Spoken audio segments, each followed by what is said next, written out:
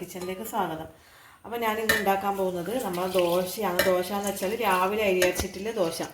അപ്പം നിങ്ങൾ തലേന്ന് രാത്രി പച്ചരി വെള്ളക്കുത്തിൽ കുതിർത്ത് വെക്കണം. ഇത് പിന്നെ 1.5 കപ്പ് പച്ചരിയാണ്. ഈ കപ്പിന് 1.25 കപ്പ് പച്ചരിയാണ് ഞാൻ എടുത്തിനെ. അപ്പോൾ നിങ്ങൾ ഏതാ കപ്പ് എടുക്കുന്ന അതിന് കണക്കായിട്ട് ബാക്കിയിലിടുക. അത് മിക്സിയിലിടുക. രാവിലെ വേഗം എണീറ്റ് നമുക്ക് എളുപ്പത്തിൽ ഉണ്ടാക്കാൻ പറ്റിയ ഒരു അപ്പമാണ്. നല്ല ടേസ്റ്റാണ്. എന്ത് കറിയും കൂട്ടിയിട്ട് തിന്നാം. അപ്പം സ്കൂളിൽ പോകുമ്പം മക്കൾക്ക് കൊടുക്കാനും എല്ലാം. കാരണം ഉച്ചക്ക് ഇനി ലഞ്ചിനൊന്നും കൊടുക്കാനില്ലെങ്കിലും ഇത് കൊടുത്താൽ കുട്ടികൾക്ക് ഒത്തിരി പ്രശ്നം ഉണ്ടാവില്ല. അങ്ങനെയുള്ളൊരു ദോശയാണിത്.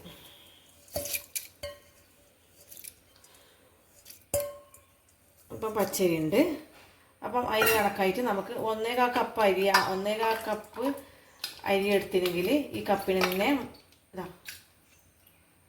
3/4 കപ്പ് ചോറ്.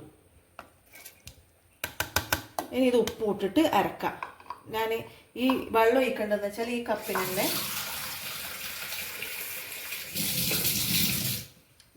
വെള്ളം ഒഴിക്കേണ്ട ഈ കപ്പിന് അരി നമ്മളെ അരി ഇങ്ങനെ മുക്കത്തക്ക വെള്ളം ഒഴിച്ചിട്ട് ഉപ്പിട്ടിട്ട് അരക്കാം. ഞാൻ അരച്ചിട്ട് വരെ. ഇതാണ് ഇതിൻ്റെ ലൂസ്. ഒന്നും ഞാൻ ചെയ്തിട്ടില്ല. കണക്കായ വെള്ളത്തിൽ അരച്ചിന്. പക്ഷേങ്കിൽ ആ മിക്സി കഴുകിയിട്ട് ഇത്ര പോരം വെള്ളം ഒഴിച്ചിട്ട് ആ മിക്സി ഒന്ന് കഴുകിയിട്ട് ഇതിൽ ഒഴിച്ചിന്. ഇതാണ് ഇതിൻ്റെ കണക്കായ കണക്ക്. ഇനിയിപ്പോൾ നമ്മൾ ചുട്ടെടുക്കുക. രാവിലെ എണ്ണയിലെല്ലാം ആക്കുന്നതെല്ലാം ഭയങ്കര ഇതാണ്. കാരണം ഇത് എണ്ണയൊന്നും ഇല്ലാത്ത ദോശയാണ്. അപ്പോൾ ഈ വെളിച്ചെണ്ണ ഓട് ചൂടാക്കുക. വെളിച്ചെണ്ണ ഒന്ന് ഉരച്ചാൽ മാത്രം മതി. അപ്പോൾ നല്ലോണം ചൂടായിപ്പോയി. നമുക്ക് പച്ചവെള്ളമാക്കട്ടെ, അല്ലെങ്കിൽ എനിക്ക് ഉരുത്താൻ കഴിയില്ല. ഇനിയിപ്പോൾ ഒരു കയ്യിൽ ഇത് കോരുക. ചെറിയ തീയിൽ. കാരണം എൻ്റെ ഇരുമ്പോടായതുകൊണ്ടാണ്. നിങ്ങളെ പ്രൈഫാണെല്ലാന്ന് കുറച്ച് തീ കൂട്ടിക്കോ. ഈ ഇരുമ്പിൻ്റെ ഓടാകുമ്പോൾ വേഗം ചൂടാവുമല്ല. അപ്പോൾ ഇങ്ങനെ ആക്കുക. എന്നിട്ട് അപ്പാടന്നെ പൊത്തി വെക്കുക. എന്നിട്ട് തുറന്നിട്ട് നമ്മൾ പതുക്കെ എടുത്തിട്ട് വേഗം നമുക്ക് ഈ കിട്ടുന്ന സംഭവം തന്നെ മറിച്ചിടാം. നല്ല തീയിൽ മറിച്ചിടാം. ഇനിയിപ്പോൾ ചില ആളെ അരി പച്ചരികൾ മാറ്റുണ്ട്. ചില ആൾ ചുട്ട റബ്ബർ പോലെ ഉണ്ടാവും. അങ്ങനെയാണെങ്കിൽ ഇതിൽ അന്നം ഈ നമ്മളെ കൂട്ടിയ ചോറ് കുറവാണെന്നാണ്. ആ റബ്ബർ പോലെ ആണെങ്കിൽ ലൂസാന്നിട്ട് ഇങ്ങനെ പെറ്റിപ്പിടിക്കല്ല ചെയ്യുന്നെങ്കിലോ അതിൽ അരിക്ക് കുറച്ച് അന്നം പോലും. ചിലപ്പോൾ 2 സ്പൂണ് അന്നലേ വേണ്ടി വരുള്ളൂ. അതായത് അതിൻ്റെ വ്യത്യാസം. പച്ചരി പല വിധത്തിലാണല്ലോ വരുന്നത്. ആ ഒരു നോക്കൽ മാത്രം നോക്കിയാൽ മതി. ഇത് വേറൊന്നും വേണ്ട. പിന്നെ ഇതിൻ്റെ മുകളിൽ തേങ്ങ ഇട്ട ഇതിപ്പോൾ കറിയില്ലതുകൊണ്ട് ഞാൻ ഇങ്ങനെ ചൂടുന്നു. എനിക്ക് കറിയൊന്നും ഇല്ല.